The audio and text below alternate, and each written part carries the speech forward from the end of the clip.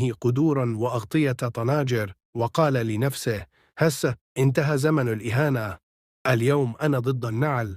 وخرج من الغرفة رافع راسه، وإذا بأمه تشوفه وتصرخ: جمعة شنو لابس؟ رايح تحارب لو تغسل الصحون. وهنا النعل انطلق، طاخ خبطة سريعة رجت أذنه اليسرى، وسقط مثل كيس بطاطا على الأرض.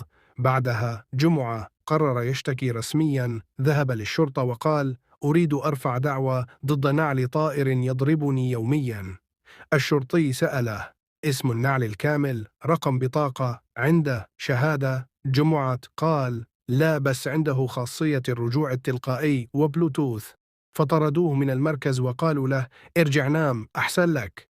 لكن المفاجأة جاءت من اليابان، حيث تم التقاط إشارات من النعل الطائر، واكتشفوا أنه أقوى من أي طائرة مسيرة.